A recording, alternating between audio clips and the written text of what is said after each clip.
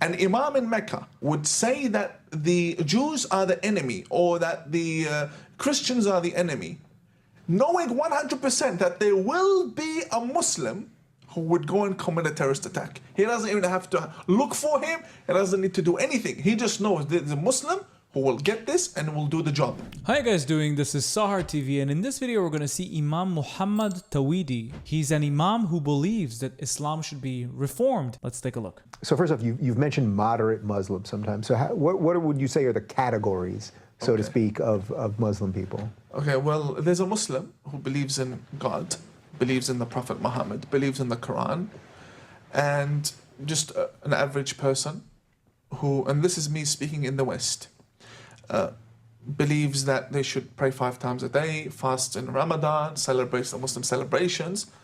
That's about it. That's the definition of a Muslim. Yeah. But could you be less than that and still be Muslim, so to speak? So you couldn't be just sort of nominally secular Muslim where you don't pray 5 times a day or something? Then you're just Muslim by name. So you would say that, would you say that's ex-Muslim? So there is a I wanted to ask you about the ex-Muslim community also, but so you would say that's that's actually not Muslim, that's just sort of... Look, a Muslim, the term Muslim is taken from Islam, which means submission. So when it's a verb, a Muslim is a man who's submitting. So every day you're praying, so you are upholding that name of being a Muslim. If you don't pray, then you're just Muslim by name. You're not an actual Muslim. Right. You're not an ex-Muslim because you haven't denounced the religion. You're just missing prayers or drinking alcohol and so on. Right. So do you have any idea the numbers of that amount? I would imagine in the West that's probably a very large percentage of Muslims. The majority of Muslims believe in God and pray. And there are also Muslims that believe in God, Allah, believe in Muhammad, but don't pray. Right.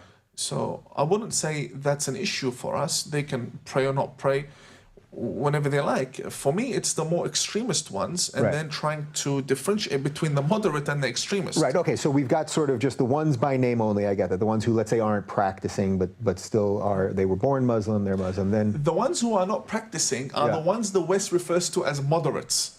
Right, so that's where I was trying to get with this, to understand what your definition of moderate is. Yeah.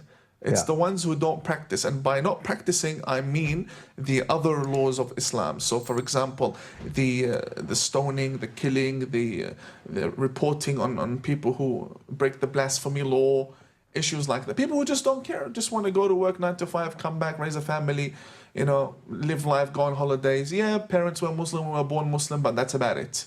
These guys are the ones who are referred to as moderates, but they're not really moderates. The moderate is the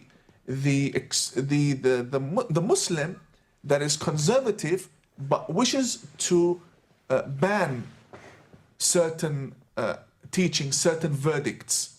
They are the moderates. So the moderate is the one who's sort of staying within the religion and fighting the extreme parts of the religion. Whether it be personally, on a family level, not raising their children in extremist mosques. Those are the moderates. Okay, and then you obviously include yourself in that. Well, I can see why this would be a tough question. I don't believe in something called moderate Islam. Now, just for the viewers to not get confused, I'm answering your question based on what society and what Islam says. My personal opinion could be another thing. So you might want to ask me what my opinion is on this issue. I don't believe there's a moderate... Well, let's pretend I asked you your opinion on this issue. There is no moderate Islam. Islam is Islam, and you're either a reformist, a reformer, a reformed person, or you're still a Muslim. The Muslims who don't chop the hand of the thief and don't stone and don't apply the violence of Sharia law, they've diverted away from the core beliefs of Islam. So in a weird way, you're an imam who also, you obviously have a great, affinity is not the right word, you have a great respect, I suppose, for the ex-Muslims, in a way. The ex-Muslims have every right to be where they are. Yeah. Because now is the worst time to be a Muslim. And when a Muslim has a problem or is facing a problem, whether it be inheritance, financial issues, abuse at home, divorce after being married off, at a very young age, they don't find the person who listens to them. The majority of imams in mosques have zero qualifications when it comes to counseling, when it comes to solving real life problems. They only know how to talk when it's against Israel, against the Jews, and to play the victim card and basically spread news about what they're doing in society. So the ex-Muslims, the majority of them leave the religion because, number one, they really feel it's not for them anymore. And the people who paved the way for them, right, I do know that some people read Richard Dawkins or read certain books and then change their religion. I mean, most of the people that I've seen leave because they find Islam to be incredibly violent, immoral. They find it weird that people justify the fact that their prophet married a 6-year-old and consummated the marriage when she was 9. They just find it weird that it's justified by the Muslim society. But ISIS makes more ex-Muslims than any intellectual in the West. So if we want to blame ex-Muslim for being ex-Muslim, it's the fundamentalist Muslims that made them ex-Muslim. They're the ones who are making them leave the religion. Right, and that's completely contrary to what the media would portray about this. They would say it's that if you talk about any of this, you're driving people to become extremists, which, as many people call it, this is the soft bigotry of low expectations. If I was to say anything that might offend you, you would automatically become an extremist, which is such a horrific way of viewing another human being. You know, is there something that I could say to you that somehow you might end up blowing me up? Nothing. If you were to kill me and I'd come back to life, I'd still hug you. Seriously, I'd still shake your hand. All right, you got nothing to worry about, brother. Okay, so let's just do a little bit more of the def. Okay, so wait, so we have sort of the ex-Muslims and the nominal Muslim, then the moderate that you say is not really a thing, actually. Then can you sort of explain Islamist and jihadist? Okay. And if there's anything else that I missed within that. Islamist is an individual that believes in preaching and spreading and expanding Islam and the message of Islam through militant means. So they would spread Islam by the sword, and now the tactics are a bit different. Now it's getting through Congress. So before it was by the sword, now it's getting themselves into parliament and then making laws that act as the sword, the Islamophobia law in Canada, M103. Yeah. So an Islamist would silence you just to spread his agenda. That's different from a Muslim. A Muslim would say, okay, this is the Quran. I believe Allah is the right God. I believe Islam is true. Accept it. You don't accept it, you're not going to be saved. Good night, good night. That's basically a Muslim. An Islamist will actually go the extra mile of kidnapping someone because they drank alcohol and whipping them because they believe that is the right thing to do. We've seen across Europe, statues are being destroyed because it's not allowed in Islam. So that's an Islamist.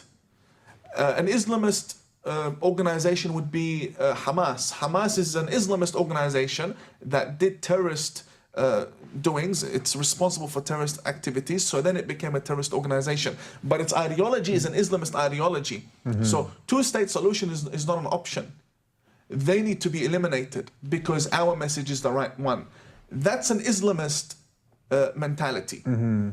Now, the other person or the other group of people would be the fundamentalists. A fundamentalist Muslim wants to preserve the message of Prophet Muhammad and live like Muhammad the same way he lived.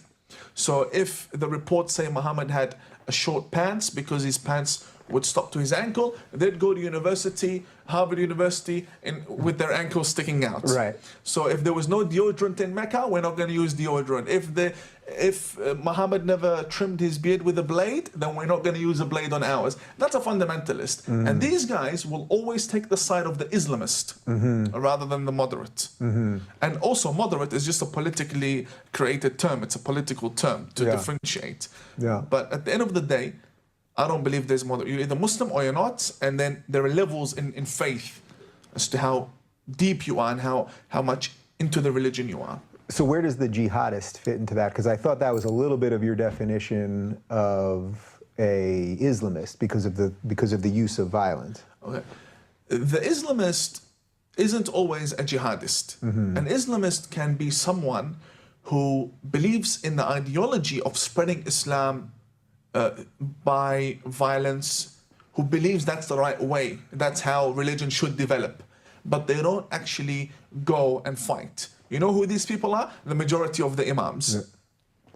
So they're sitting in their mosques, recruiting, sending people to ISIS, but they're not jihadists. The imam is responsible for the jihadist going and joining ISIS. So he's an Islamist, and he would send the Islamist congregation to then become jihadists. So this is when people talk about the radicalization that's happening in mosques in the West, you believe that to be a real thing. Of course, it is a real thing, and it's something we battle every single day. I don't think you understand the risks this guy, Imam Muhammad Tawhidi, is putting himself in just for speaking out against Islam. Most people who speak against Islam, especially from within the community, end up being killed or kidnapped or tortured. And this guy is on one of the biggest YouTube channels on YouTube, literally revealing the ins and outs of Islam. Insane. If I was to go into one of these mosques, Right. what would I be hearing? Well, firstly, because of your beard, you'd be welcomed. I'd be welcome. I'd have to lengthen this a little bit. Okay. Yes, you'd be Yeah, welcomed. okay. And a fundamentalist mosque would definitely frown upon you if you had shaved your beard completely. So beard, you'd be welcome. But So if you don't have a beard, you actually can't even go in. no, probably. you can. They'll just tell you what's wrong. Are you a woman? Yeah. Are you a Jew? Why? Because the reports say that the Jews that came to fight Muhammad had no beards on. It was a sign of going to war. In Arabia, the sign of going to war would be to shave your head. The Jews in Arabia would shave their beards, so that you can tell who is who in the battle. Jesus. So Jesus. yeah, so the Muslims kept their beards. Yeah. Okay. Okay. Right? So it's not a crime. I mean, there are many reformers who don't have beards. It's no big deal. Many Okay. Muslims don't. I grow this out. It's a week from now. I say to you, Let's go. Imam, get me to one of these mosques. I Okay. want to know what's going on. Yeah. I walk in with you, let's say. On a Friday prayer. Yeah. Yeah. Well, just tell me what is actually being spoke of that is the place from where it goes from an Islamist ideology to a fundamentalist ideology. What are people hearing? Okay, basically? well, firstly, it depends on the speaker. It depends on the imam. Of course. There are Islamist imams who say in closed circles what they will not say on the pulpits because of the laws in the West. And then there are imams who would go on there and say things nobody could ever imagine would ever be said. In the history of Islam on the pulpit, they would just say it. I was in the back of a car of an Uber driver. He asked me where I'm from. I said, I'm from Israel. He said, oh, I'm Muslim. I said, awesome. And I asked him, what do you think about Israel? And he told me, I know only what my imams tell me. They tell me that Israel is causing the problems. That's where my opinions come from. And I started debating this guy about this topic. I asked him, why do Muslims fight one another? Is it worthy to blame Israel for it? Why do Muslims usually fight minorities? Or non-Muslims or infidels? Do imams blame Israel for that as well? He couldn't answer, but the imams at the mosques usually drive a very specific point to promote their agenda. Eliminating Israel right now promotes Islamic agenda. If you think Hamas is dangerous, if you think Hezbollah is dangerous, if you think all these forces are dangerous, think about the imams within your country, within your mosques. So there are two. In the West. In the Some West, of them are yeah. doing this in the I mean, we the see West. this out of Canada a lot. Yeah. Just these incredibly awful things that people that they're saying. Memory has a wonderful archive Yeah. of all of these issues. YouTube is another great source. And the issue is the mosque records the imam and uploads it on YouTube. So it's nothing being discovered. They know that the world is going to react this way, and they still continue to produce this content. And now they're speaking in English, which makes my job a lot easier because I have to translate sometimes, but now they're just saying it in English.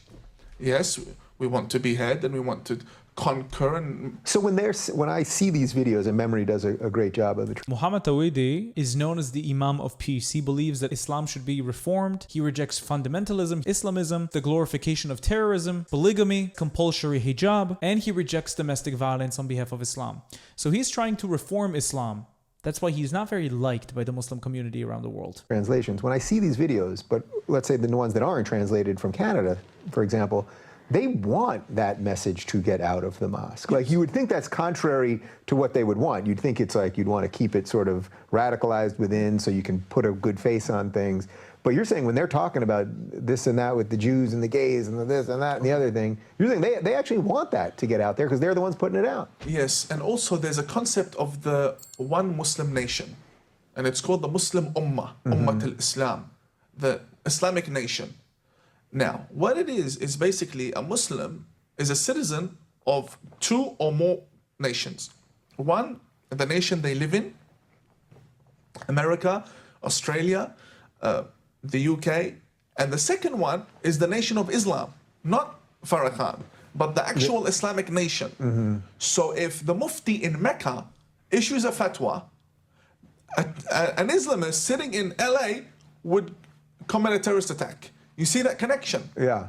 So if Salman Rushdie's at Starbucks, yes, and someone in Iran issues a fatwa, they'll get him here. There's a link, and no other religion has this power, unless it's an organized organization that targets people and sends hitmen. But no other religion has this power. An imam in Mecca would say that the Jews are the enemy, or that the Christians are the enemy, knowing 100% that there will be a Muslim who would go and commit a terrorist attack. He doesn't even have to look for him. He doesn't need to do anything. He just knows there's a Muslim who will get this and will do the job. No other religion has this. And we see it several times where in Russia, they killed I think it was, in Turkey. I think it was. A Russian ambassador was shot dead. Oh, yeah. Yes. There's a video of it. Yeah, Yes. yeah. Just right in the museum or something. He Yeah. was supposed to protect him, and he said, for Syria. And we see this every single month. An act doesn't go by without someone in the West committing a terrorist attack and saying, this is for Syria. This is for Iraq. What's that link? And this confuses our intelligence departments. They've never seen anything like it. A great example for this would be Lee Rigby, who is a British soldier who was beheaded by two Muslim men. And when they were asked, why did you behead this guy? They said, an eye for an eye. It's a retaliation for Western military operating in Muslim countries. Exactly that example. It's honestly beautiful seeing a Muslim person speaking like this, especially an imam who has influence over other people in the Muslim world. For the first time in history, I can actually say that if more people were to be like Imam Tawhidi, we could actually achieve peace, theological peace between the religions, living side by side, accepting one another. Unfortunately, I don't think that many Islamists will ever adopt Imam Tawhidi's point of view, which is going to prevent us from actually achieving reformed Islam. Thank you so much for watching this video. Don't forget to like, comment, and subscribe. If you'd like to support me financially, you can do that using Buy Me Coffee or Patreon down in the links in the description. You can also join our Discord and be a part of the community. And if you'd like, you can also become a YouTube member and enjoy specific YouTube perks. Thank you so much for watching. I'll see you again in the next video. Bye-bye.